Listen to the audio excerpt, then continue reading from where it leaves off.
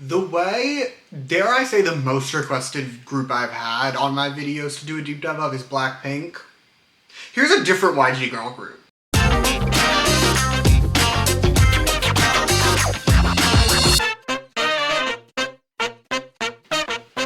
That is correct. That is right. Today, I'm talking about BABYMONSTER. And I'm actually really excited about this one because BABYMONSTER's one of those groups. I've done other groups like this where I don't really like any of their singles, but then we get to the B-sides, and I adore some of their B-sides. So they're also a group that I just don't know that much about, really. So I got to learn a lot, which is always fun for me. I love to learn, and today we're going to learn together. I'm going to tell you what I learned, and we're going to talk about BABYMONSTER. But also on top of that, I forgot to mention, BABYMONSTER is fun to me because internationally, they're very possibly like the biggest 5th gen girl group, or at least like top 3, top 2 even maybe, except for that domestically, no one talks about them, right? Maybe not no one, but I feel like they're never brought up in the discussion of big 5th gen girl groups, which is so interesting because again, internationally, they're massive. Like the numbers they pull in are crazy, and then we talk about like big 5th gen girl groups and no one wants to talk about BABYMONSTER. I just think it's interesting. So today I'm giving BABYMONSTER their dues and I'm gonna talk about BABYMONSTER. But first, before we get into that, shout outs, because we have to give credit where credit is due. First, Smoky Glow. Madam Smoky Glow, I don't know what she's up to anymore. Frankly, don't ask me what she's up to. I haven't been keeping track of her, but she was a YouTuber and she used to make evolution of videos that I ate up, that I adored, and there were what was my original inspiration to make deep dives, right? Like, they're not her original concept. Like, the idea of diving into an artist or a group, or in her case, YouTubers and makeup companies, that's not original. But what is original is that she was my original, right? Like, she was the one who inspired me. So she gets credit, she gets the shout out. I'll put her channel and Evolution of playlist in the description. Next, the bestie. The bestie is actively going through it, quite literally as I sit here filming this. Let's check on her actually. Have we heard from the bestie? We have not heard from the bestie. My phone's right here, if you were wondering. We have not heard from the bestie. The bestie is going through it. There are currently EMTs in her home. The bestie's fine. Extended family less so. Anyway, shout out to the bestie for being the bestie, for being my bestie, for tolerating me. Even if this is now my 2nd consecutive birthday, she has dealt with familial trauma. I forgot to mention that also. It's my birthday this weekend. Everyone wish me a happy birthday. Everyone take time out of your day right now while watching this video. You're not going anywhere, right? Like, just scroll down. Wish me a happy birthday. Thank you for the happy birthday wishes. Anyway, the bestie is the bestie, though. Like, that's my ride or die. That's my number 1. She's also the reason these are slideshows. We were watching the Grammys at this point several years ago, and she told me to make my history as into slideshows. Now they're slideshows. Lastly, Bean. Bean is also quite influential in the history of making process because Bean is the only reason I can make these long videos, right? Like, I literally would not be able to do this if not for Bean and being able to just A, tolerate me, and B, tell me what to do. So we shout out to Bean. If you enjoy the fact that I've been making these history ofs, that I've been making these really long videos for years now, say thank you to Bean. It's Bean's doing. I guess in theory, if you do hate that I make these, you could also blame Bean. But no, I will not be having any blame on Bean. Bean is perfect. You may not blame Bean. Anyway, disclaimers. This is the last thing we're going to do before we actually get started. I just want to cover my bases a little bit because in spite of, again, the lack of discussion around BABYMONSTER, they do have a lot of fans. And in any large fan base, there's the scary ones. In any small fan base, there's the scary ones. So in any large fan base, there's a lot of scary ones. So I just want to stay protected. I want to stay safe. We're doing disclaimers. Item number 1 on this list is that YG sucks. We hate YG in this house. And I do mean that both the human and the company. Let's start with the human. YG the human, I feel like, is much more involved in BABYMONSTER specifically than he was in like any other YG girl group. And I don't know how to feel about that one, because the last YG girl group he got really invested in, he did forcibly make underperform so they would disband and he could marry one of the members. So So like I fear for them. So the YG the human sucks. We hate YG. YG the company also really sucks. YG the company to me is like one of 3 K-pop companies I would point to and be like, they tripped and fell into massive success and they don't know what they're doing at all, but they seem to keep doing it and it seems to keep working, but I don't believe they know what they're doing. I'm firmly of the opinion that YG executives have no fucking clue what they're doing at any point in time. Any decision they're making is almost always the wrong one. So when I say things like YG execs need to die, just know that I'm right. Next disclaimer is that I'm not covering everything. Baby Monster admittedly does not have a lot that I'm gonna skip over, but I am gonna skip over the stuff that I personally don't care about, and we all need to be okay with that. I covered what I have dubbed the major things, right? I cover major releases, I cover tours, I cover things that are relevant if you wanted like a history of the group. I'm not here to tell you every single music show performance Baby Monster has done. Admittedly, they've only done like 20, but even so, that's not my job. That's not why I'm here. I'm here to tell you about the things that I care about, and that's all I'm gonna do, and you need to be okay with that. Item 3, final disclaimer, opinions will be shared at times. I have opinions. I've already said this, I don't really like any Baby Monster mainline single. What I would consider the mainline singles of Baby Monster, I don't like any of them, okay? And we all need to learn to live with that. I love some of their non-mainline singles, I love a lot of their B-sides, but when I say that some of their singles are really bad, and when I say some of their B-sides are the worst songs I've ever heard in my life, we need to know that that's my opinion, and you can love those songs. Those can be your favorite songs ever in the history of music, and that's fine. Also, I do want to clarify before we continue, it's nighttime. For what it's worth, I did get home from work. What time is it? I got home from work about, at this point, like 30 minutes ago, maybe 40 minutes ago. It's 5:45-ish right now. So it's dark outside, which means when my lighting is shit, just go with it. It's dark outside. I do also fully have a cup of coffee that I will be drinking in this video. Yes, I will be drinking a cup of coffee at 5:45 p.m. Don't ask follow-up questions. Okay, this is what we need sometimes. Sometimes you just need a cup of coffee at 5:45 p.m. and that's what this is. Anyway, that's all the prelude, we'll say. That's the disclaimers, that's shoutouts, that's all of it, which means we can start. And as always, we have to start with the members. And also, as always, we're going to go in age order to pretend we're normal and unbiased. Although, admittedly, I feel like Baby Monster is one of the first groups I've done in a while where, like, I don't think I have a favorite member. Either way, because we're going in age order, that means we're starting with the one and only Ruka, who was born on March 20th, 2002, and serves as our main dancer and our main rapper. Ruka has some fun pre-debut lore. She's Japanese, I forgot to mention that. She's Japanese, but back when she lived in Japan, she was in this girl group called Shibu 3, and I know nothing about them. I know absolutely nothing about them. Like, I did no research into them for this video because I didn't care. But she was in that group. She was there from 2016 through 2018. After that is when she joined YG, because of course it is. If we know one thing about YG, it's that they love to recruit middle schoolers. And 16, honestly pretty old for a YG joiner, but either way, she's our dancer of the group. I know I said she's our main dancer, and she is our main dancer, but she's like a dancer, right? She's been dancing since she was 6 years old, and apparently, during her time as a YG trainee, at no point was her dancing ever criticized. Other fun facts include saying her favorite movie is the Titanic movie. Very interesting. Also, she auditioned with the song Top Off, like by DJ Khaled. And that song is so fascinating to me because Beyonce's part in that song is so good. And Jay-Z's part in that song is also very good, except that Future's there and it's such a Future song.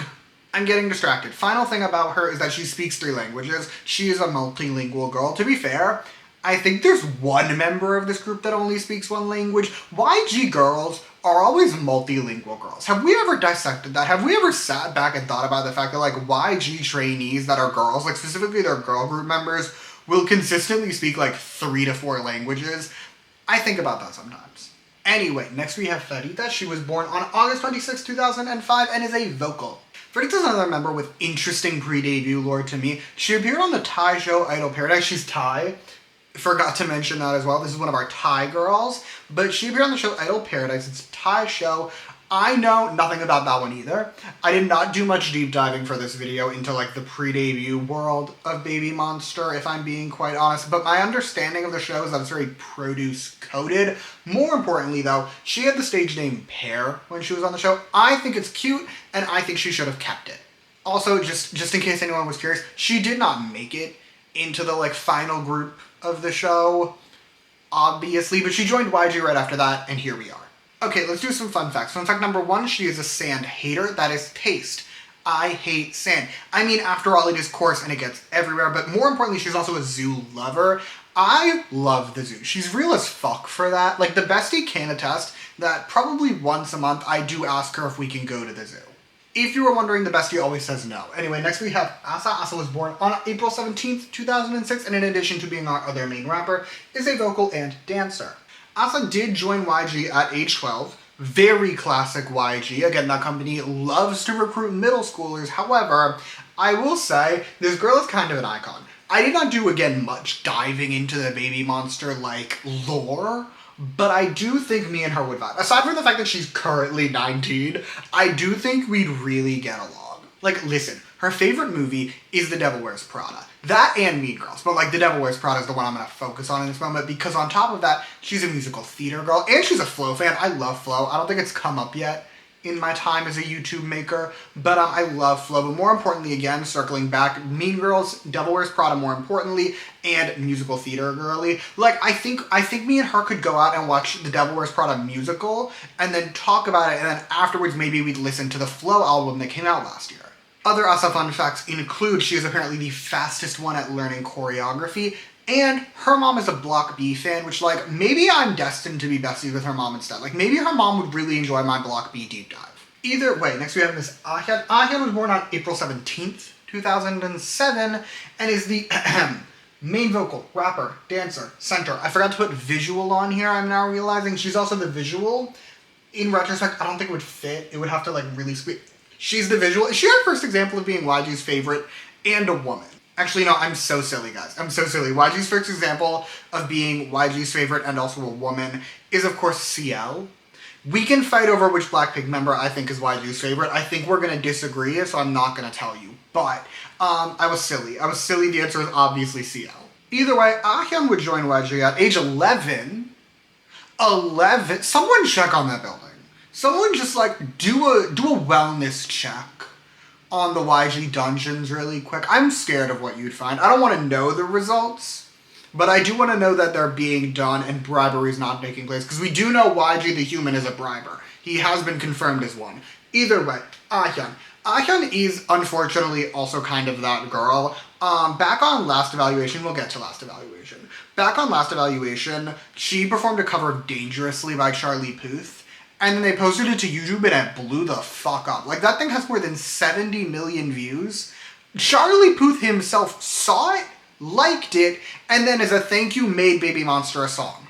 Actually, since I'm here and I am a freak, can I talk for like 10 seconds? This is unrelated to Ahyeon. She's gonna stay on the screen because I don't have a slide for this moment. Ahyeon, Charlie Puth cover. Okay. BABYMONSTER fans, like, I've seen a lot of people in my time on BABYMONSTER Twitter, because I always end up on that sphere of Twitter for whatever group I'm making, but in my time on BABYMONSTER Twitter, I've seen a couple people saying that Ahyeon is responsible for Dangerously by Charlie Puth re-entering the Korean charts and becoming, like, a hit in Korea, which is objectively not true. Listen, I'm a fiend for the charts, I am a freak for the charts, and I can't stand misrepresentation of the charts. I will not stand for chart slander. Okay, so here's the real tea, okay? Dangerously by Charlie Puth had been charting in Korea, like, as a charting hit on and off since, like, summer 2022. Her cover came out in April of 2023. I don't know really what inspired this belief, except for the fact that it did get a bump on the charts after the cover came out, but again, it had been charting for, like, 8 months at that point. I don't know what caused this belief, because it's not even, like, kind of accurate. Back to Ahyeon, now that I've finished rambling. Ahyeon not only got into YG at age 11, she got into JYP at age 11. And again, someone needs to check on these buildings. These companies are far too happy to snatch 11-year-olds off the streets and force them into contracts. Ahyeon also has the apparently controversial stance that you put the cereal in the bowl before the milk. And I'm very concerned about a lot of you if that's a controversial stance. That's the way normal people do it, okay? Anyway, there's also the fact that she is an Iggy Azalea fan. I'm bringing that up as a judgment of her morals and her integrity. However, I'm not going to tell you if I'm actually pro or anti that stance. Instead, I'm going to tell you about our next member. Our next member is Rami. Rami was born on October 17th, 2007 and is our other main vocal. Rami did join YG at age 11 because YG is the worst. However, she auditioned with the song Good Time by Owl City and Carly Rae Jepsen and Who's Ready to Feel Old. I feel like this is actually timely. I famously do enter a minor existential crisis like for the month around my birthday, 2 weeks in either direction, really, where I feel old and I feel haggard and I think about the passage of time and how I'm gonna die alone and also die tragically young and beautiful. I think about my age a lot when it comes to my birthday. So who's ready to feel old? Who's ready to engage in the time-honored tradition of Simon's birthday age crash out, okay? That song, Good Time by Owl City and Carly Rae Jepsen, the song that came out when I was fully in middle school, okay? Who would like to guess how old this diva was when that song was originally released? Do you have your guesses? Are we ready? She was 4 years old. She was 4 years old. I'm an ancient being. I'm gonna wither away and turn into dust at any moment. Remy also has important lore, which is that A, she was the first member introduced, which is all well and good, but more importantly, when she was introduced, she had the stage name Haram, which, here's the thing, if you go, I've said this before, I pulled this information, like the information of my fun facts and stuff, I pull it from various profiles on the internet, okay? Like, I've never been shy about that. My big ones are K-profiles, K-popping. On occasion, I will check out Miss K-pop, if you remember Miss K-pop, depending on the age of the group, but Miss K-pop was an icon. We're getting distracted. The point is, K-popping is one of the sites I use, okay?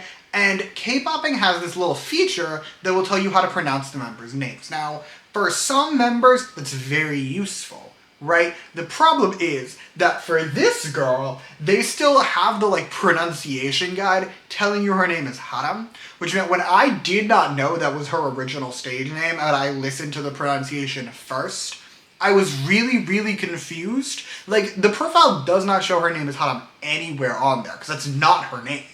But it's still, if you click the little microphone thing to hear the pronunciation, they will tell you her name is Haram. And that sent me into a minor spiral when I first heard it, because again, I didn't know that was her stage name. Anyway, other Rami fun facts. Fun fact number 1, she is a fellow blind girl. I have a great affinity for idols who vocally say, yes, I'm blind as shit and I need glasses. Those are my people.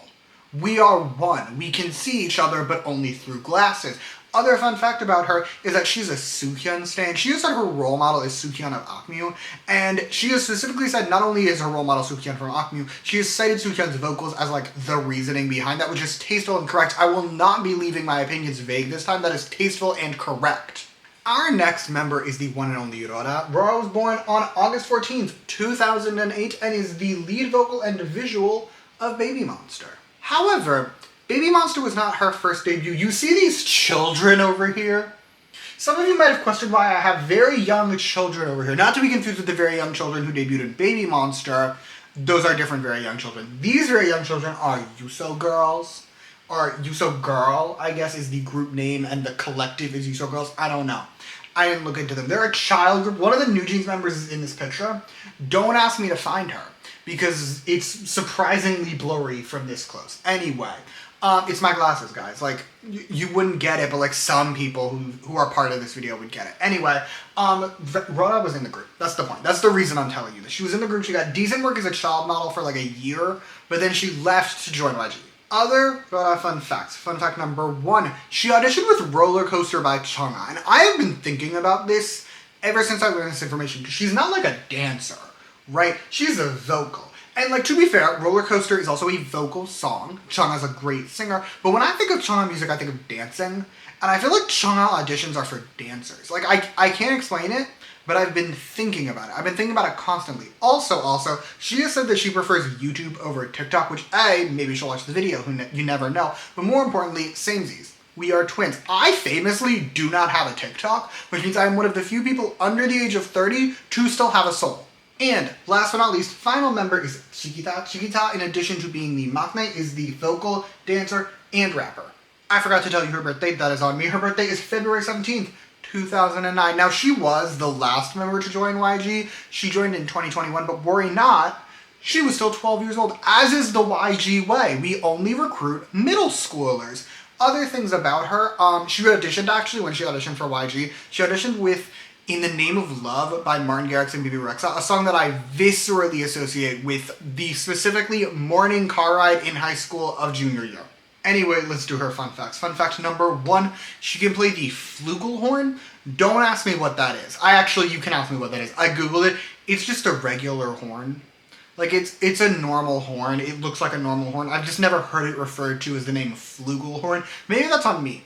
Maybe I don't associate enough with, like, brass instruments and whatnot. Maybe that's on me. Maybe I need to expand.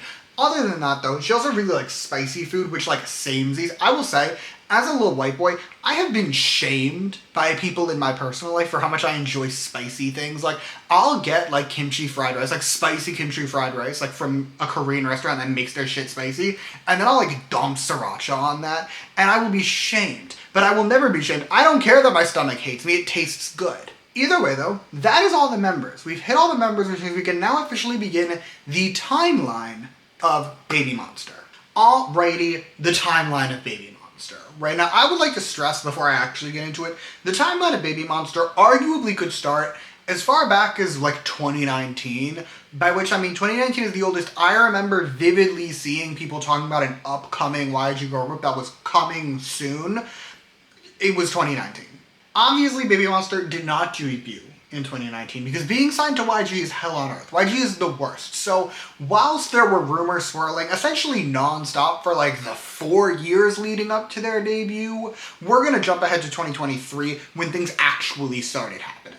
And by things, I do of course mean the last evaluation. Now YG, for those who did not know this about YG, actually, YG loves doing pre-debut shows for their groups, like specifically pre-debut like survival-y shows for their groups. I think the only groups that didn't get one that are like real YG groups are 21 didn't get one, Blackpink didn't get one, and then Akmu didn't get one exclusively because they were already a group when they signed to YG, but like iKON had one, Winner had one, Treasure had one, BABYMONSTER had one. Importantly though, I need you to understand this show was announced as a survival show. All 7 members of BABYMONSTER were on the show. You can see all 7 of them. However, the marketing of the show made it sound like they were not going to all debut. YG doesn't do big girl groups. YG girl groups, all 2 of the real ones, have been 4 members.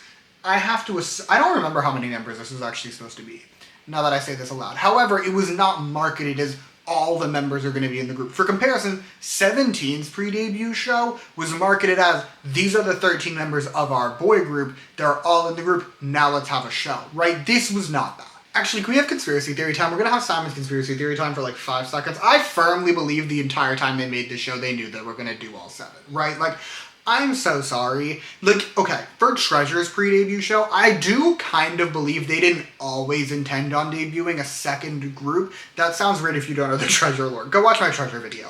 But for Treasure's show, they announced a second group after the lineup had been announced, right? And I firmly do believe they did not originally plan to do that. This, I do not believe that. I do believe in my whole heart they always knew they were going to debut all 7 of them, and they just kind of wanted to stir up the drama that's saying they weren't going to debut all 7 of them. That's my theory.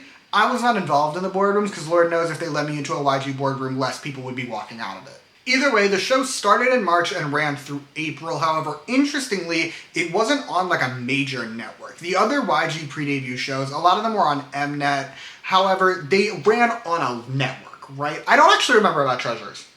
Don't quote me on that one. Treasure might have been on YouTube, but theirs was on YouTube. Theirs was specifically uploaded every Friday to youtube.com. However, this is our perfect introduction to something very unique to BABYMONSTER specifically, which is that they get diabolical YouTube views. Like, everything BABYMONSTER does on YouTube will get what can only be described as a metric ton of views.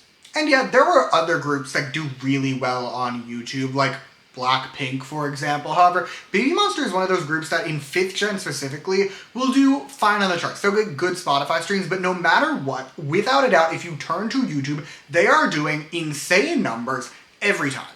For example, all 8 episodes of The Last Evaluation have more than 10 million views. The first 6 sit at around like 10 to 15 million or so. The last 2 are both sitting at about 20 million. I need to remind you as I tell you these numbers, this was the world's first introduction to BABYMONSTER, right? Like, this wasn't a group where, like, the members had been known entities. This wasn't like an SM Rookies situation where, like, we knew about them for years beforehand. This is our first time seeing them, and they're pulling in 20 million views. However, the last evaluation did not only get us the introduction of Baby Monster getting metric tons of YouTube views, it also gave us our first Baby Monster song, with Dream coming out on May 13th. I'm now realizing I didn't specify the year. It was May 13th, 2023. It wasn't put on, like, streaming by any means. It was just a video uploaded to their YouTube channel, but it did do quite well. Like, the video for Dream has more than 85 million views. And I need you to understand that, like, again, this thing got posted when no one really knew who these girls were. They were just YG's new girl group. This song wasn't on streaming, so I do think that's a factor. Like, I think it's worth noting the only real way you could engage with this song was by going to the video to watch it. But even so, 85 million views on a full pre-debut song is crazy numbers to get. I will say, though, since we're here, I like the song. It's a ballad, and it's pretty. The vocals from Baby Monster arguably are the strongest in YG. That's my hot take. I think Baby Monster secretly has, like, YG's best vocals because their voices are so beautiful, and they do showcase that really well in this song. Anyway, that was the last evaluation, and that means it's time for YG fuckery. Now, for those who are newer to the YG fuckery game, I can count on probably one hand, but to give myself some extra leg room, I'll say both hands. I can count the number of YG debuts that involved no fuckery. Baby Monster has 7 members. There's no way I'm fitting that on both hands. There was fuckery involved. Basically, as part of the last evaluation, it was announced that Baby Monster would be debuting in September, 4 months after the show ended. That's more than enough time because the show was not airing live. It was a pre-filmed thing. I think they filmed it in, like, 2022. So they had more than enough time to actually prep an album. But even so, like, produce groups will usually have a couple months to turn around an album after their show ends. So this was not an unreasonable expectation that, like, 4 months to get an album out is normal. The only issue is then September happened. And you know what didn't happen in September is any announcements regarding Baby Monster, in fact. Let alone a debut, no debut whatsoever. My understanding is that the biggest holdup is Ahyun, which means, in classic YG fashion as well, it's time for me to talk to you about racism. I would like to stress, before I begin this section, that I did not fuck with Baby Monster at the time this was taking place. All of my knowledge of this situation is from Reddit and Twitter, and was something that I learned about, like, 3 weeks ago. Prior to this current calendar year, I did not know that Ahyun had a racism scandal, because no one made me aware of it. So, like, if I get something wrong, just let me know. Anyway, here's my understanding of the situation, okay? Right after the last evaluation finished its airing, releasing, whatever you want to call it, it went on YouTube. So, like, after it was done, okay, we're talking April, a clip surfaced of Ahyun at her high school doing a performance of Feeling Myself by Nicki Minaj and the queen herself, Miss Beyonce Giselle Knowles-Carter, and during this performance, Ahyun uses the N-word. Now, I know the lighting in this video has been a bit messy, so in case you couldn't tell from looking at my face, I'm a little white boy, okay? So, I am not a black person, which means my stance on this situation doesn't fucking matter. Not my stance is taken into account. I can tell you the opinion of every single black friend I have is that even if you are singing along to a song, you should not say the N-word if you're not a black person. I can tell you that, but I'm not going to get into the whole dissecting of this. I'm not going to talk about how young she was. I'm not going to talk about whether it is morally acceptable to say the N-word if you're singing along to a song, because again, I'm a white person. This is not my place. After this clip came out, though, YG did immediately put Ahyun on hiatus, from my understanding. They did make an announcement that she was going on hiatus officially for health reasons. However, that was the only announcement they made. Both A, there was no apology ever released as far as I am aware, and more importantly, well, maybe not more importantly, more relevantly to a timeline of Baby Monster, they never actually announced they were pushing their debut, which is frankly both the most YG choice ever and the worst choice ever. Okay, I may have exaggerated a little bit. YG did eventually make an announcement. In November, fully over a month after Baby Monster was supposed to debut, they did finally make an announcement that Baby Monster would be debuting that same month. Also, since we're here and we're about to get into, like, actual, like, releases from Baby Monster, there is a discrepancy in whether or not their first 2 singles are considered post-debut content. I feel like everyone that's, like, what I would consider an official adjacent source considers their first 2 singles to be pre-debut content. And you know who doesn't consider them to be that is YG Entertainment. YG Entertainment refers to Batter Up as Baby Monster's debut. I'm treating it like their debut. It's fucking stupid. This isn't pre-debut shit. This is their debut single. So, let's get into it. Because on November 27th, 2023, Baby Monster would officially debut with the digital single Batter Up. However, Ahyun is not in this song. She is still on hiatus. But let's start by talking about Batter Up as a song, okay? As a piece of music, because it's not very good.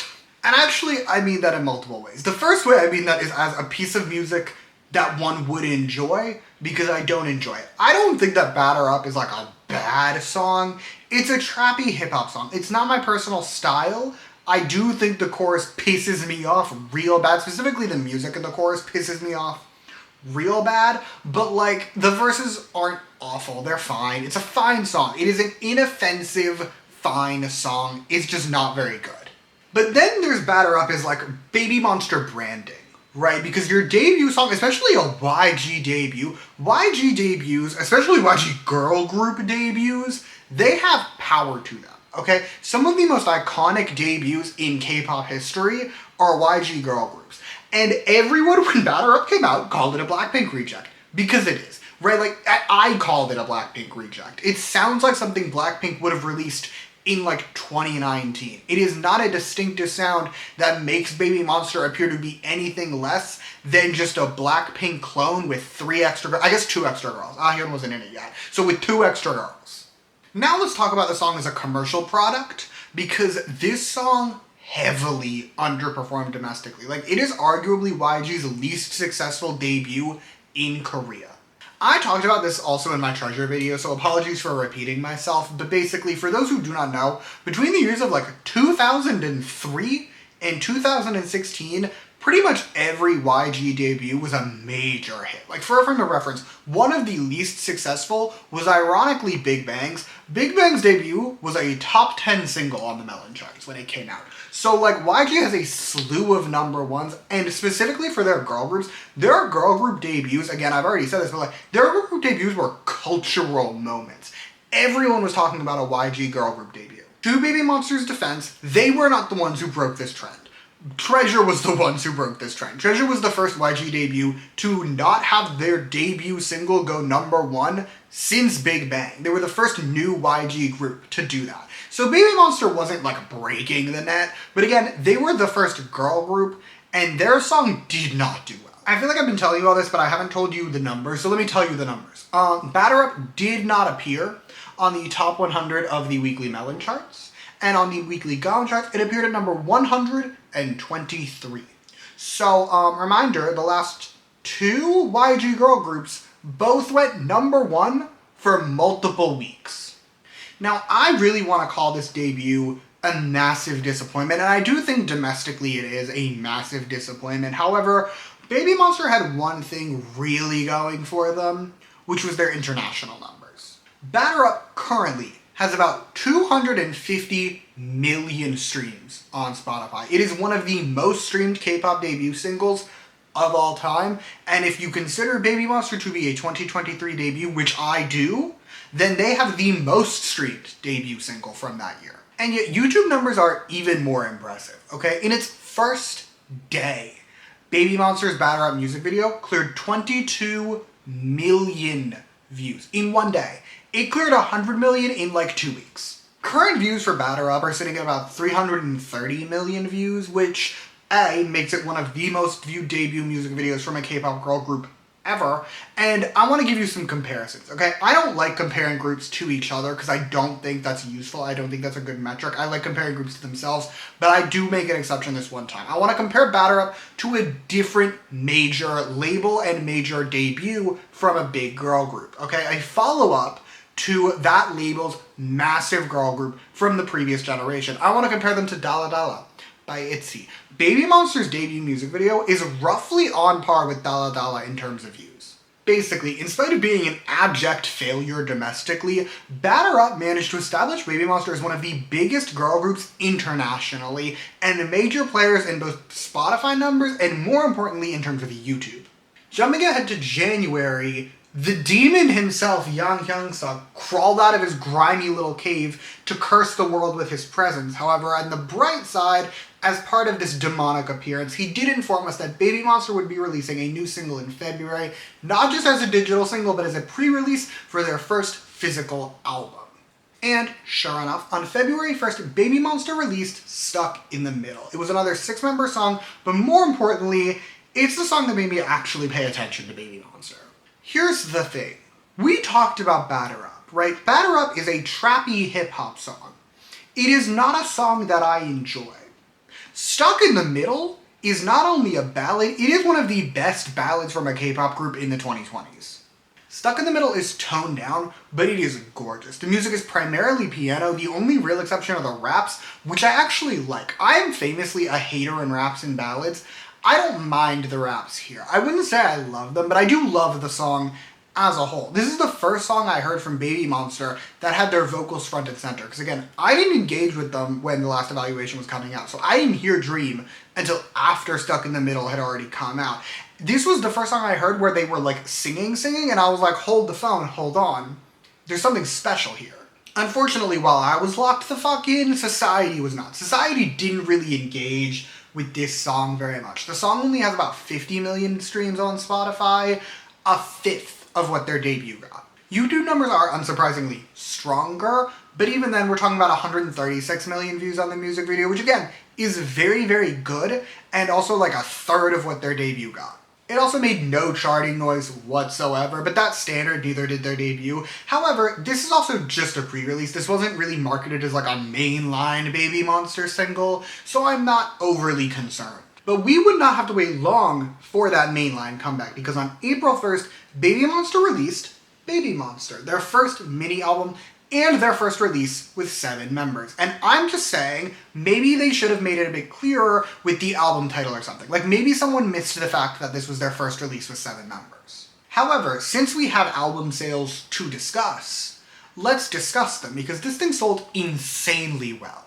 In its first week, BABYMONSTER sold 400,000 copies. In its first week. It technically debuted at number 3, but this, to be fair, this is not YG fuckery, this is just generalized chart fuckery. The circle chart started splitting up album numbers at some point. I forget when it was, but they started essentially splitting out, like, the Nemo version debuted at number 3. I think the mainline version debuted at number 5, I want to say. However, if you combined the sales, it would have debuted at number 2. Charting aside, sales have only gone way up since the album came out. Current sales for this album are at about 800,000 copies sold. And that's just in Korea. The album was a top 10 in Japan too, so we're talking spectacularly all across the board. Then there's the album's lead single, Sheesh. And I'm just gonna clear up something right now. Internationally, this is their biggest hit. On Spotify, Sheesh has 370 million streams. It is their most streamed song, and it is their most streamed song by a margin of over 100 million. So it's going to be their number 1 for a while. And then there's YouTube, where Sheesh, unsurprisingly, did even better. This music video has over 400 million views. It is BABYMONSTER's most viewed music video, and again, it has a buffer of about 50 million. Less safe than on Spotify, but still definitely safe for the time being. But that's just the mainline music video. The performance video of this thing has 200 million views. There are multiple stages with more than 10 million, and that's just officially licensed material. There's lyric videos with over 20 million. Like, across all Spotify, YouTube numbers, we're talking more than 1 billion streams. Now, I know what some of you are thinking. Some of you are thinking, okay, we're done now, right? We're done with numbers for Sheesh because we talked about international numbers, and BABYMONSTER doesn't do well domestically, so we're not going to talk about any domestic numbers, except you're wrong. You're incorrect, because Sheesh marks our first domestic hit for BABYMONSTER. And when I say hit, I mean hit. BABYMONSTER not only got their first top 100 entry on the Gaon and Melon charts with Sheesh, they got their first top 10 entry. The song peaked at number 10 on both charts. The song would chart for about 7 months in total before dropping out of the top 100. Not fantastic by like 2024 girl group release standards, but for a group like BABYMONSTER, who had never charted before, suddenly putting out a top 10 with 7 months on the charts is fantastic. And to top it all off, Sheesh would earn BABYMONSTER their very first win with a win on M Countdown. In short, a massive hit. A truly massive success for BABYMONSTER.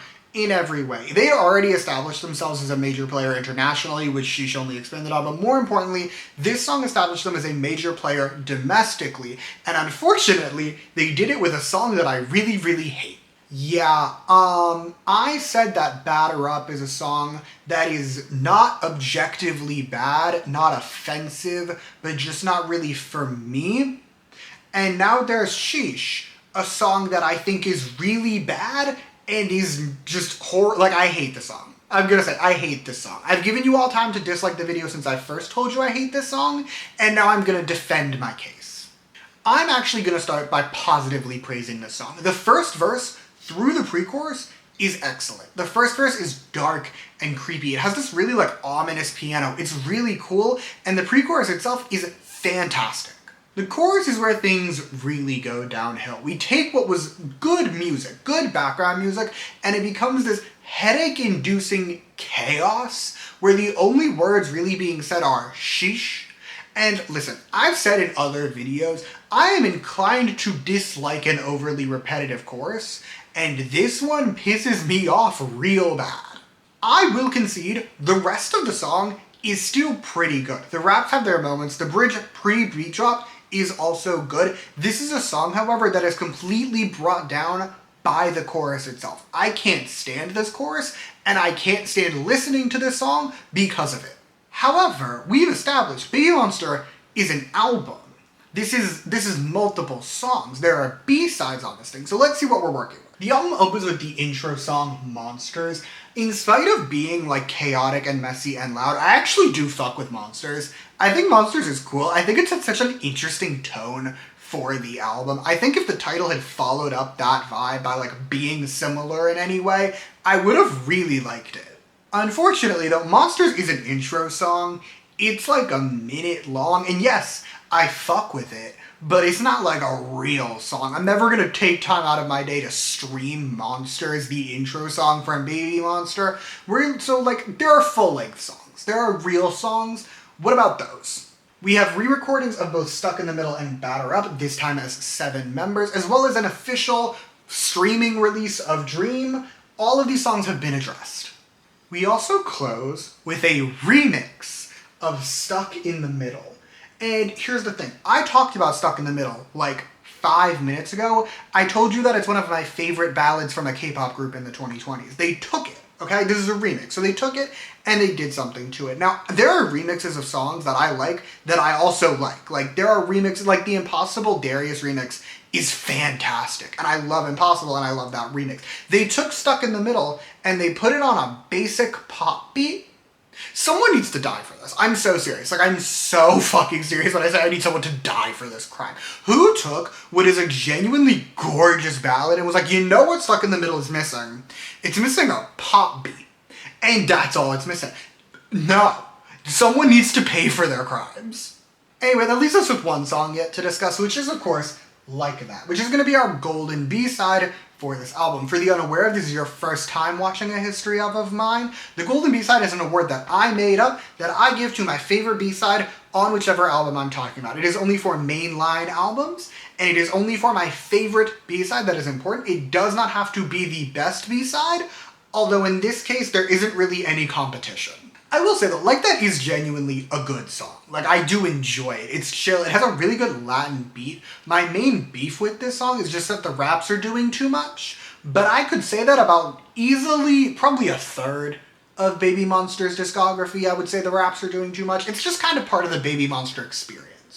The chorus is cool though. Like, I do fuck with this song. I do like this song. The chorus is cool. The bridge is great. It's just, this song is good. This is the vibes BABYMONSTER should be doing. What the fuck is YG doing with this group? That said, I do have to give some credit that YG aren't the stupidest people on earth, because they at least understood that Like That is good. And they released it as the follow-up music video for the album. I would say the follow-up single, but they didn't really promote it. So I'm calling it the follow-up music video. This came out at the end of May and admittedly did quite well for a song that got essentially no promotion. The performance video has 225 million views. The song got 185 million on Spotify. Like, the demand for this vibe is there, which again begs the question, YG, what the fuck are you doing with this group? But while we're here, while we're talking about the Baby Monster album and questioning YG's decisions, can we rewind for a second? Can we look and think back to the track list of this album? What the fuck was this album? Like, I feel like I need to talk this through again. I feel like it didn't properly sink in the first time. So I'm going to remind you of the climate, okay? Baby Monster is YG's first group since Blackpink. Blackpink at this point in time had been on hiatus for over a year. So there was a lot of hype for a YG girl group, especially as a follow-up to Blackpink. This is YG's new girl group releasing their first physical album. It has 7 songs. Fantastic. Delightful. People will be fed. One's an intro, normal, acceptable. We have 6 real songs, right? Obviously there's a lead single, because every album has to have a lead single, so that's 1 song, okay? What are the other 5, you might be wondering? 3 are previously released material. 1 is a fuck-ass remix that needs someone to die over it. We got 1 real new B-side. Also, people who are paying attention will remember back when I was talking about Ahyun, I told you that Charlie Puth made a song for Baby Monster. Like that is a song that Charlie Puth made for Baby Monster, which leads me to my next conspiracy theory about Baby Monster. I firmly believe that had Charlie Puth not made a song for them and reached out to YG and been like, hey, I made this song for your girl group, they fully would have just released the exact same album with 6 songs. And if any of you question me, this is a classic YG move. YG has done this before with Blackpink. Who was old enough to remember when Blackpink's Square Up album came out? Do we remember the discourse around Blackpink's Square Up album? I remember the discourse, because the discourse was that Blackpink at that point was already one of the biggest girl groups K-pop had ever seen. And they were releasing their first physical album. Everyone was so hype until the album came out. Blackpink's Square Up album has 4 songs, okay? 1 had been recorded like 2 years earlier. It reminds me so much of that. Like, for a comparison, imagine if Square Up, instead of being 4 songs, had been 7 songs even. Maybe even 8, if we're lucky, because I have a vision for what the 8 would be. Okay, the 8 are gonna be Doo-Doo-Doo-Doo, Forever Young. Forever Young was the song that was like 2 years old when it came out, so like keep that in mind. But like you have the 2 new songs, and then the rest of the album was the 5 already released Blackpink songs, and then for funsies, they took a trap beat and put it on Stay. Like, that's the vibes of this album. Imagine if YG did that in 2018. I think someone would have been shot. I would love to tell you that we're done with stupid YG fuckery. I would love to tell you that. I'd be lying to you if I did it, though, and I don't lie to my audience. I'm honest on this channel, so we're gonna get more YG fuckery. But on the bright side, that's the album. Baby Monster has an album now. What do they do next? And I'm so glad you asked. Now, because YG is the worst company ever, their groups don't do normal music show promotions. Your normal promotional cycle is like 2 weeks, you hit all the shows, you might not go on the show. Well, I guess now the show is dead, so it doesn't matter. But like at the time, you might not go on the show, but you do like Show Champion through Inkigayo, you do maybe 2 to 4 weeks if you were new, and then you'd go about your day, except for the fact that this is YG. YG groups aren't normal. YG groups are special. They can't go on music shows like peasants. Instead, YG launched the See You There tour. This was a fan meet tour. This was not like a concert tour, because Baby Monster had 7 songs, and most of them are bad. But this was a fan meet tour. It started in Tokyo that May. There were other stops in Asia in June. They took a break in July and then finished up with 2 more shows in August. However, during that break in July, we got our next single, with Forever coming out on July 1st. Now, Forever was technically a pre-release for Baby Monster's then upcoming first full album, but I think it's good enough to be a mainline single, so I'm gonna pretend it is. Because the thing is, Forever is kind of pop excellence, just like a little bit. The raps are still fuck-ass, but like, that's normal. We've established that's normal. That's their baseline. Anything above that needs to be praised. So like, bad raps aside, the rest of this thing is great. I love the music. It's giving me like tropical pop. It's really fun. It's a banger. The chorus is great. It's really just, it's one of their strongest singles. And Society does seem to be on like a similar page, because while Forever wasn't a major hit by any means, for a pre-release single, it did quite well. It didn't make any major charting noise. It was number 101 on the Gaon chart, so better than Batter Up, but like, kind of standard expected Baby Monster numbers domestically. As we know though, their strength is streaming. So, what are the streaming numbers? On Spotify, Forever has about 200 million streams, and on YouTube, the music video has about 250 million views. But again, that's the music video. Performance video has another 70 million. There's also the audio track, the performances they did of it. Across the board, if we're going to use the Spotify YouTube number metric again, we're talking about 500 million streams. So we're talking fantastic numbers. Either way, that's kind of all they did for July. August not only saw them finishing up their tour, it also saw them making their Japanese debut. That's right, that's correct. On August 16th, BABYMONSTER will release Batter Up, but in Japanese. It was their Japanese debut, they released it as a digital single. I do find this a very interesting choice. If I were to theorize, I'd say it's a reaction to Treasure. For those who did not watch my Treasure video, Treasure actually has several hit singles in Japan. So if Treasure were to release a digital single in Japan, they could get a #1 single. They've done it before. The difference is that BABYMONSTER is not Treasure. So they released a digital single and it flopped, and Japanese singles typically do well from a sales standpoint, like physical sales, but it was a digital single. So it didn't have any sales. Basically, their debut in Japan did about as well domestically as their debut in Korea had done. Not much happens after that, so we're going to jump ahead to October when BABYMONSTER would appear at 2NE1's Welcome Back tour, performing at 2 of the sole stops of the tour. For those who somehow missed it, 2NE1's reunion, specifically the Seoul stops of their reunion show, because these were the first stops of the concert tour. So the Seoul concerts were some of the biggest cultural moments K-pop had seen in the 2020s. I'm not even kind of joking when I say that. I can name people in my personal life, one person in particular, who stopped caring about K-pop in 2019, who was suddenly reinvested in 2NE1 because of these concerts. This was a cultural moment, and right in the middle of it is BABYMONSTER. A few weeks after the Welcome Back concerts is when BABYMONSTER actually began gearing up for their album, though. They would release Click Clack as another pre-release on October 30th. Click Clack does exist as a song, and I, for one, would really appreciate it if it continued to exist far away from me, because I don't like it very much. It is an attempt at a more classic hip-hop sound, and the problem is, I've made my thoughts known on their raps, and I also have said that their strength is their vocals, so I don't think it should be a surprise to anyone that I didn't like it.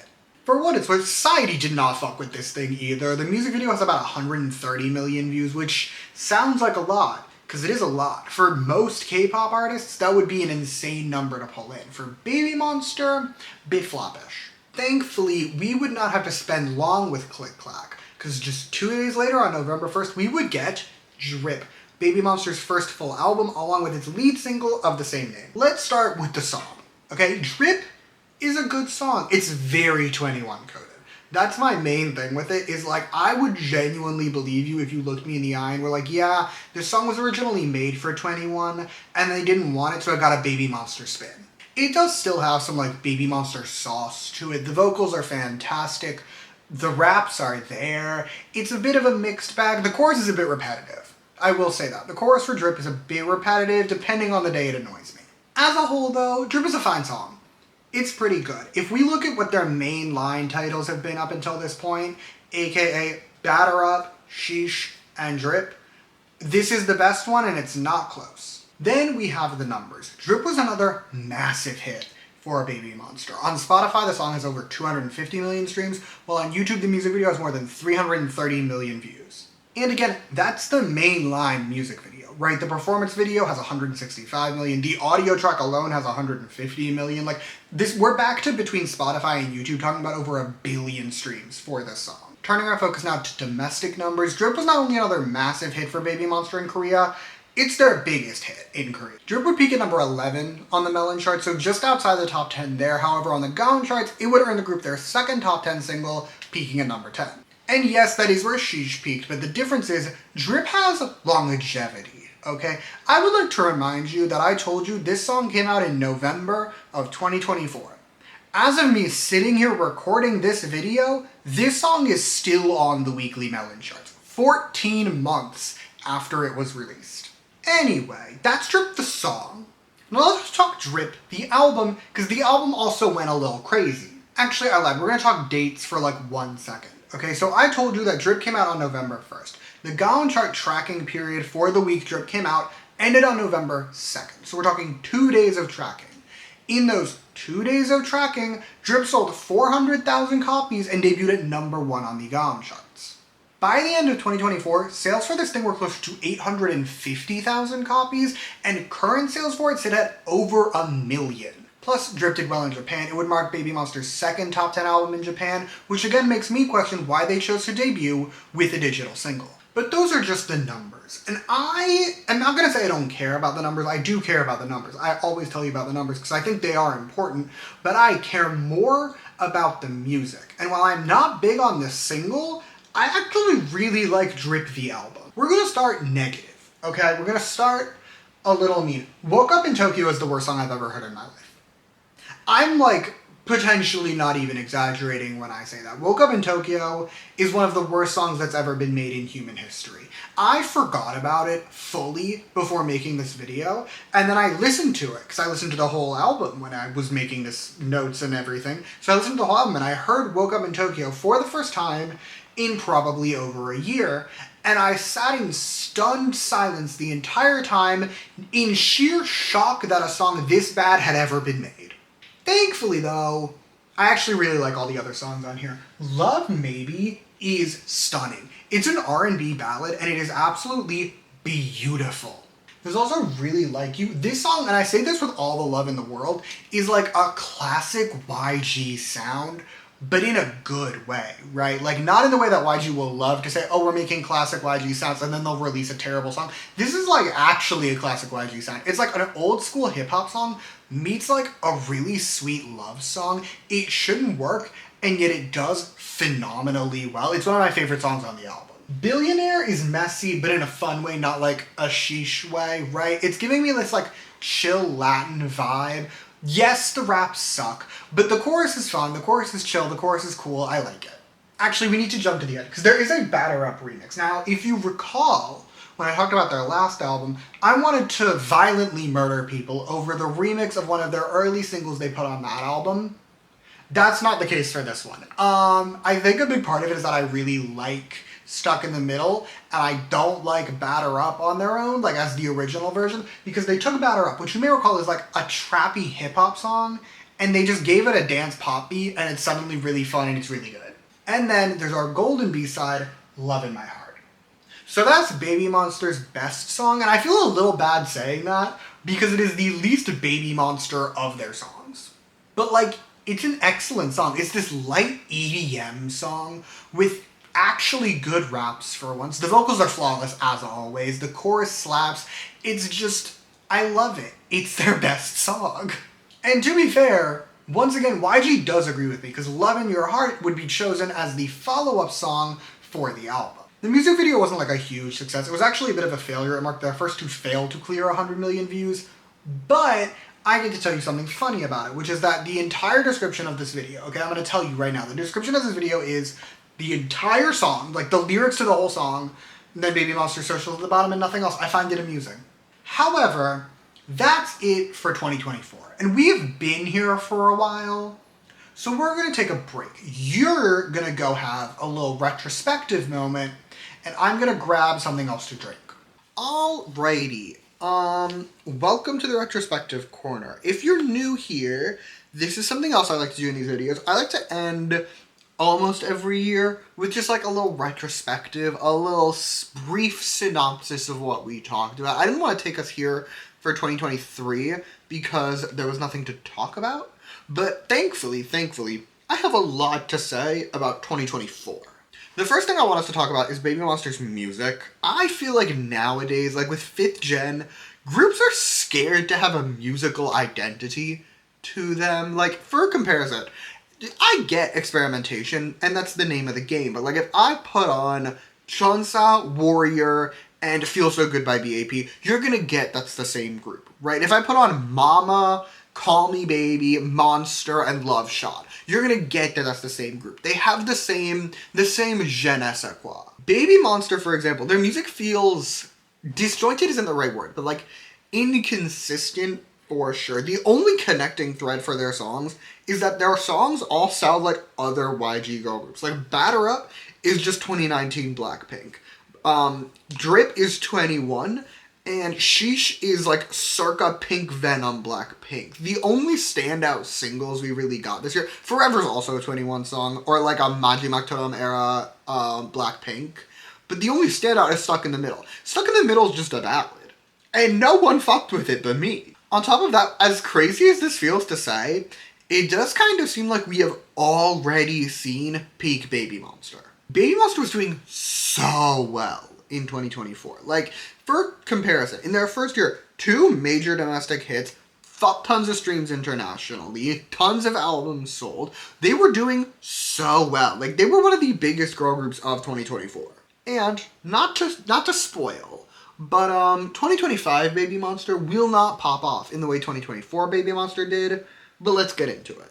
Okay, that actually took a lot longer than I intended it to. I intended for me to be gone for like 5 minutes, and I've been gone for like 30. So I showered, I ordered dinner, it's on its way, I just ordered it should be here in like 30 minutes. I got some water, I had an open water bottle in my fridge.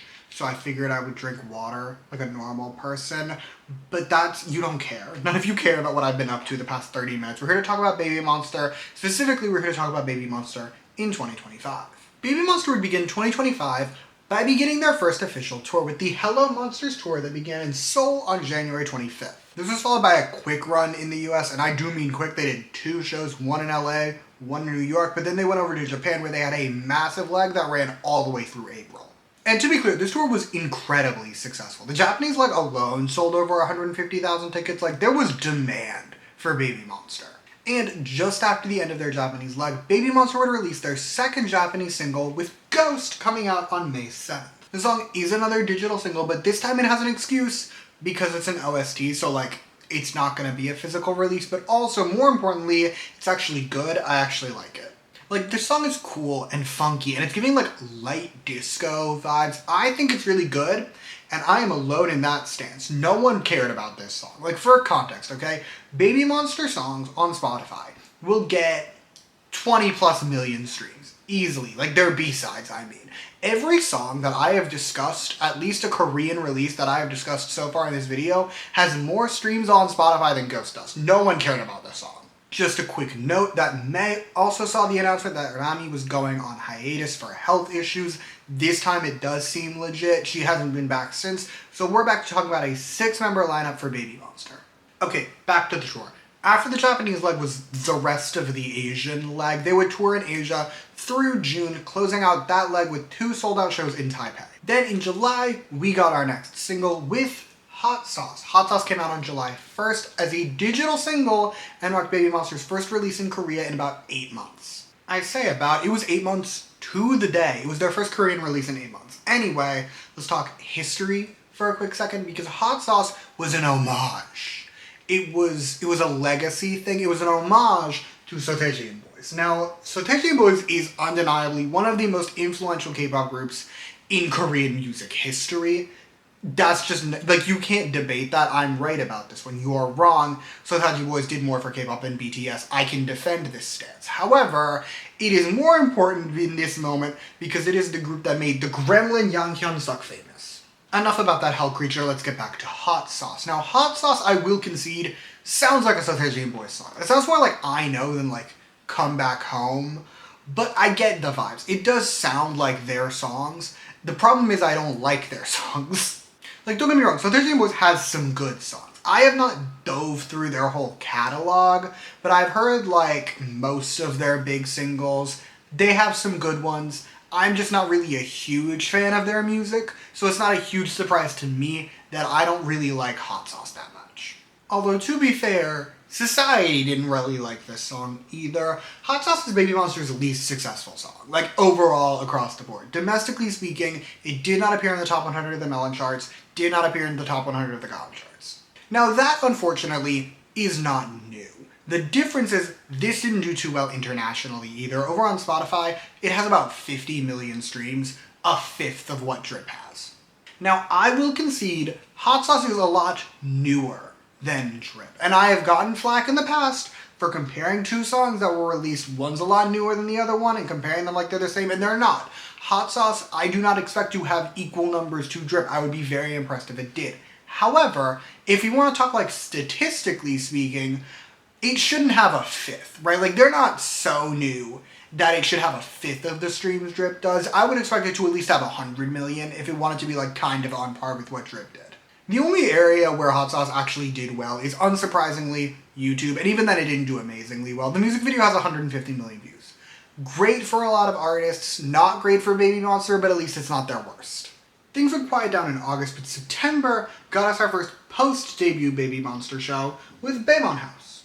The show ran for 8 episodes through the end of October and is inspired by Black Makeup House, obviously, but they actually played to BABYMONSTER's strengths. For the first time in their life, while she's doing something right, they released this on YouTube. And to their credit, this thing did great on YouTube. The least viewed episode of this show has like 10 million views. The most viewed has 16 million, and across the 8 episodes, this thing pulled in like 100 million views. Just after the show started airing, BABYMONSTER would also hit the road once more for another US leg, and this time it was a real one. Yeah, their 2 shows at the start of the tour sold so well that immediately afterwards YG announced another US leg, which included a stop in Seattle, ironically the final stop of the tour, where this picture is from, which I also didn't go to. Let me defend myself really quickly, okay? The bestie can attest that I did actively really want to go to this concert. However, she was absolutely not going. She could not be persuaded. I offered to buy her ticket, like she would not have to pay a cent, and she still said no. This was not worth her time. She does not fuck with BABYMONSTER, so like it's not a surprise. She was not willing to go. I wasn't gonna go alone. I've also recently, and by recently I mean in the past like 2 years, year and a half, started borderline passing out at concerts. So I didn't really want to go alone. Either way, their final show was in mid-September, but we did not have to wait long for more BABYMONSTER content. Baemon House is still airing, but more importantly, just 2 days after the concert ended, we got our first BABYMONSTER live album. This album, as is the YG live album way, was released exclusively in Japan, and it technically sold copies. It peaked at number 29 on the Japanese charts. Do with that what you wish. But that's not a real comeback, so let's jump ahead to October 10th, when we got that real comeback. We got BABYMONSTER's second mini-album, as well as their second consecutive NCT Dream reference with We Go Up. Let's start with album sales because they're the only thing that are good, and even then I do have some caveats. We Go Up did objectively sell well. In its first week, the album sold 500,000 copies and debuted at number 1 on the Gaon charts. Incredible, amazing, fantastic. However, if we compare it to other BABYMONSTER albums, it is their highest first week sales. Their first 2 albums both sold about 400,000 copies in its first week. The difference is, those albums went on to sell double that, right? Like, their last album sold 1 million copies. Current sales for this thing are at about 700,000. Again, incredible numbers, also BABYMONSTER's lowest selling album. The real best thing about this album is that it did incredibly well in Japan. This thing would mark BABYMONSTER's first top 5 album on the Japanese charts. It debuted at number 4 and sold more than 60,000 copies. For some context, that is more than their other 2 albums sold in Japan combined. Okay, so that's the album, right? We're done with the album. Again, the only successful thing. It did fine, it did well, it did well. Then there's the single, which was by most metrics a failure. At least it was domestically. We Go Up did not appear on the top 100 of the Melon charts, and on the Gaon charts, it only peaked at number 91, charting for about a month before dropping off. Reminder, Drip, their prior single from like a year earlier, is still on the charts as I record this video. However, BABYMONSTER, we've established, is very hit or miss domestically. The one consistent thing about them had been that the singles for their albums typically did well, but that's not a guarantee, and thankfully this thing did do better in terms of its international numbers. On Spotify, the song has 55 million streams. It is already ahead of Hot Sauce, and it's only a few months old, and has a great number for a song that is only a few months old. YouTube, as we can expect, is even stronger. The music video and the performance video are pretty neck and neck at this point. They're both sitting at about 200 million views. Fantastic numbers for a song that, again, came out in October. However, that's We Go Up, the commercial venture. Let's talk We Go Up the song for a second, okay?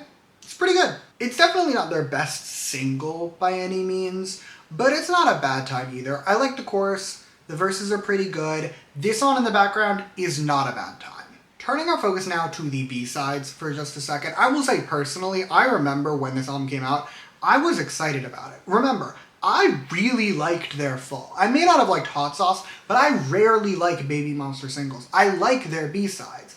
And I'm not going to say this is a disappointment, but it is definitely a downgrade. Psycho is our follow-up single, and I will say I like the chorus. I think the chorus is good, but the music feels crunchy in a way that I don't appreciate, and also the raps, we need to relax. Next is Supa Dupa Love. Listen, we've established that I really like Baby Monster vocal songs, and this is the exception. I don't dislike this one, but I think it's very meh. Like, I can't explain why. I don't know what it is, because again, I like it when they put their vocals front and center. Those are the songs that I really enjoy, except for this one. I don't know what it is, but this one didn't do it for me.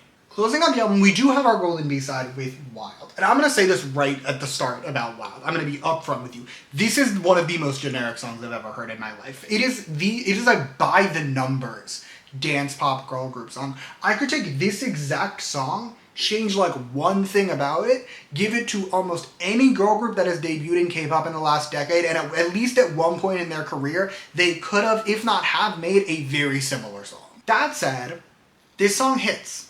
I like this song. The rap is horrendous. The rap is awful, but they changed the music for the rap.